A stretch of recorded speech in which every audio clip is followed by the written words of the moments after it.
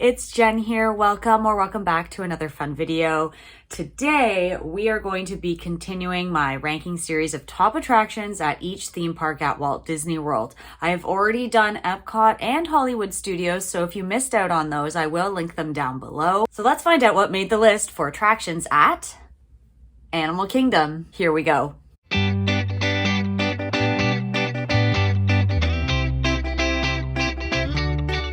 It might be lower on a lot of people's lists now that newer attractions have opened at other theme parks across the Walt Disney World Resort, such as Cosmic Rewind at Epcot and Mickey and Minnie's Runaway Railway at Hollywood Studios. But this park actually has quite a few of ridiculously good attractions and maybe some that aren't so good.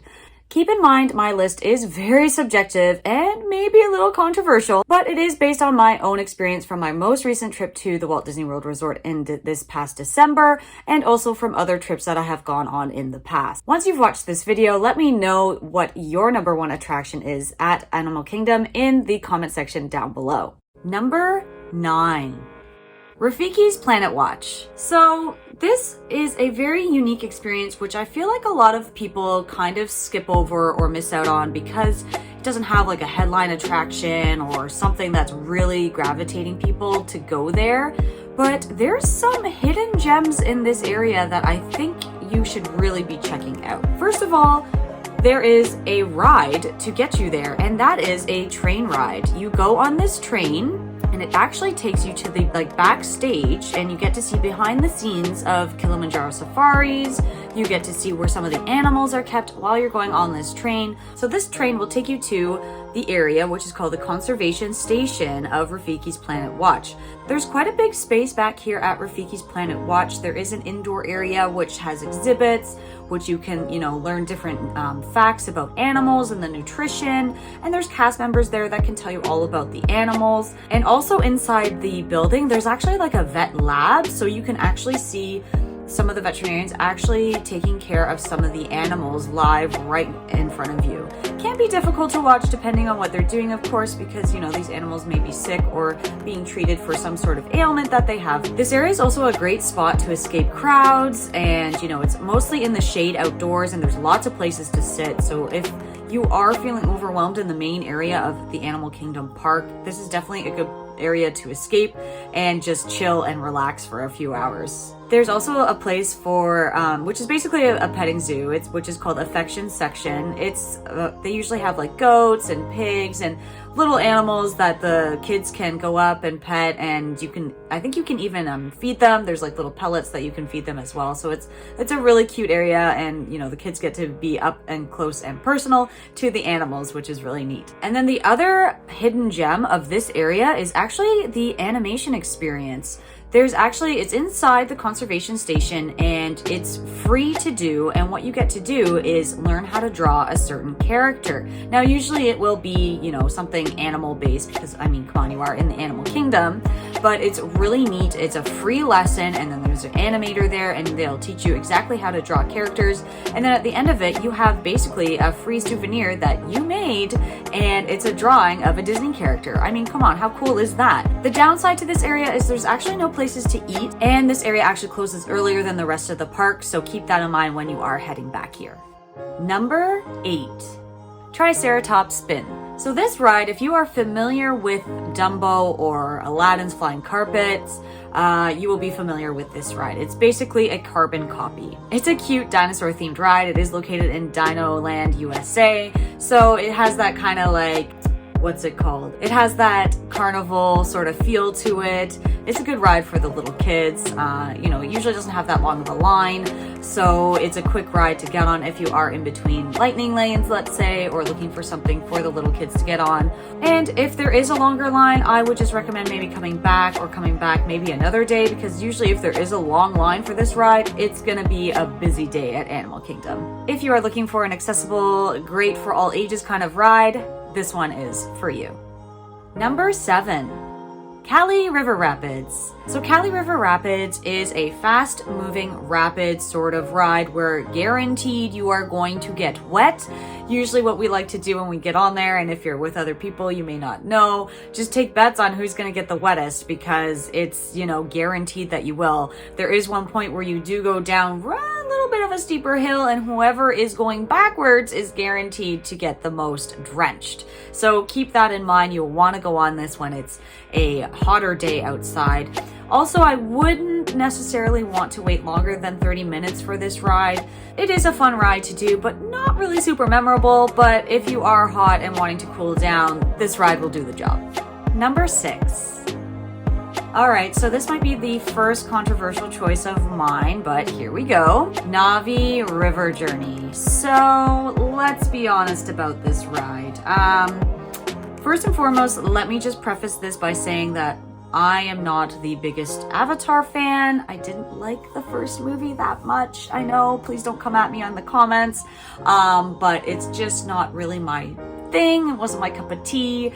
So basically it's an indoor boat ride. Think like Living with the Land or It's a Small World. You're kind of just going through different scenes. I wouldn't wait longer than like 20 minutes for this ride, to be completely honest. I would get Lightning Lane, but then again, it's not really worth my money to spend for this ride because, again, not a huge fan of Avatar. But I mean, if you are a fan of Avatar, like absolutely you should check this out.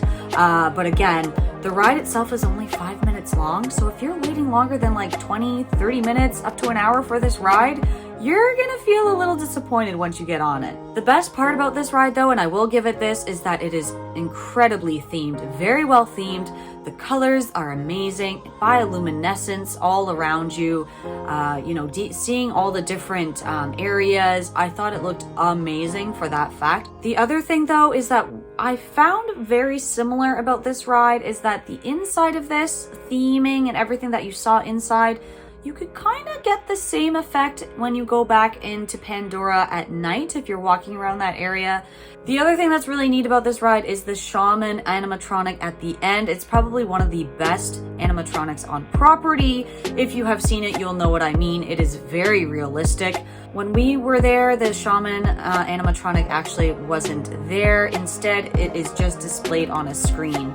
So that is something that was a bit of a disappointment, but when you do see the shaman there, it is really incredible to see how lifelike it is. Overall, this ride is great for an Avatar fan, but if you're someone like me who isn't a huge fan of the Avatar movies, or if you haven't seen Avatar, this you could probably skip, especially if the line is really, really long. This one for me was a one and done. Number 5, Dinosaur. I know a lot of folks out there probably, you either love this ride or you hate this ride. So basically it's a dark thrill ride. You get into this Jeep vehicle and it's basically going to be tossing you and jostling you around. When you are in the queue, they do kind of show you an example of what exactly the movements that you're going to be going through. So if you have any sort of like neck problems or, maybe prone to motion sickness, this one might be one you want to skip.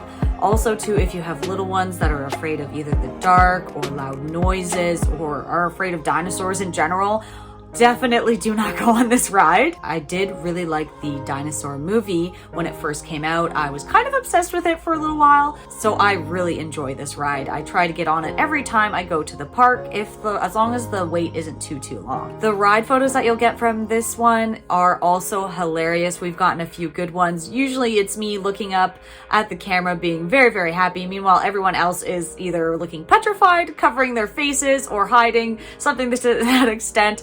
But the photos are just hilarious, so it's a lot of fun to go on. So this one is worth your time and it's a good thrill ride. If, say, for example, Expedition Everest is down or the line is too long for it, come to this one. You'll still get an awesome thrill. It's a good one. Check it out. Coming in at number 4, Avatar: Flight of Passage. Yes, another controversial choice. I had high expectations for this ride just because of the amount of hype I had heard about it. This ride is a 3D immersive experience. It's basically like, think of Soarin' but on steroids. I think that's what a lot of people have been relating it to. So you basically are going in, you're sitting on this, what seems like, I could almost just relate it to like a motorcycle or bike, and you're basically on this, you're straddling it, for lack of a better word. It's supposed to mimic like you're sitting on a banshee. You're basically being taken through all these different scenes and getting the movement and the sensation as if you are on the back of a banshee. Really, really cool. It's really well done. It feels like, you can feel all the movements.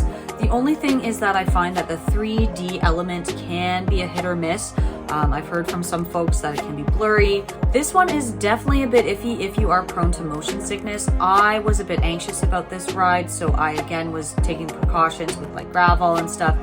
After about maybe 4 or 5 minutes into the ride, I was starting to be like, okay, I think I've had enough now. But it is actually a pretty decently long ride. But keep in mind, if you are motion sickness, you'll want to take some precautions there. This one's great for an Avatar fan, or a good one to check out even if you're not. Again, this might be another one and done for me. I'm not sure if I would spend the money for a lightning lane or obviously wait 2+ hours for this ride. It's just not worth it in my opinion. If the lines are short, absolutely I will go on it again 100%. Probably wondering though, why is it rated so high if I'm not an Avatar fan? This ride is incredibly well themed. It's very well done. The things that you can see in the queue are amazing. So especially if you are waiting 2+ hours for this ride, you won't be bored of things to look at. And it's a very unique ride experience. Coming in at number 3, Kilimanjaro Safaris. You know what's so great about this ride is the fact that it's different every time. You're basically dealing with live animals and they're very unpredictable. You get into a Jeep and you're with a driver who is narrating the entire time, so it does feel like you're basically on a safari. You'll get to see a wide variety of animals like giraffes, lions, rhinos, hippos, zebras. Now keep in mind the animals will be more active when it's cooler, so try to go on this ride first thing in the morning, later on in the afternoon, or even try when it's raining, because sometimes the animals don't mind the rain and they're just out and about doing their thing. The one time I wouldn't recommend to ride this ride though is after the sun goes down. It is much more difficult to see any animals, and I've heard a lot of reports that people being very disappointed when they do go on at night just because they can't see anything. One fun fact about this ride that you may not know about is this ride used to have a darker side. Near the end of the safari, when you were coming to an end, what would happen is you would hear something on the radio, and then the driver would basically play along, and it's as if poachers had come into the area that you're in, and they're trying to basically kill elephants.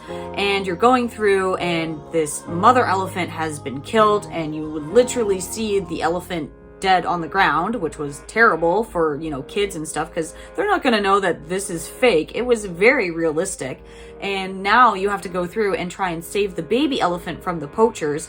So it was just this like wild ride of like going through and hearing gunshots and everything going on, and then at the end they would have wardens pointing guns, like literally rifles, at these poachers. So it was just not very family friendly. So eventually they actually got rid of that element. Thankfully they kind of phased out the whole thing. So now they have added in more animals and different animals to see in that area. I kind of like the fact that they got rid of it because it just seemed like it didn't really fit, and they were like trying to make make something into like a thrill ride that wasn't really supposed to be a ride. But anyways, that's a fun fact for you. Overall, this ride is good for any animal enthusiast. Number 2, Expedition Everest. This is a high-speed roller coaster, lots of thrills, chills, upside down thrills. No, I'm just joking. This ride does not go upside down. I have a love-hate relationship with this ride. I mean, it's pretty intense, and I don't always enjoy roller coasters. Like I do and I don't. This ride has some great theming through the queue. Now lately this ride has had a bit shorter of lines, so you're not really able to like stop and really look at a lot of it, but they have lots of different things to see, so if you are stuck in a line you won't be bored. Another great thing about this ride that will cut down your wait time is the single rider line, which allows you to get through much quicker, as long as you don't mind being split up from your party. If you've ridden this ride before, you will know that there is a Yeti inside that Mountain amazing just waiting for you. Now, fun fact for this as well is that he used to actually move, and unfortunately Disney has decided that it is going to be too expensive to fix him.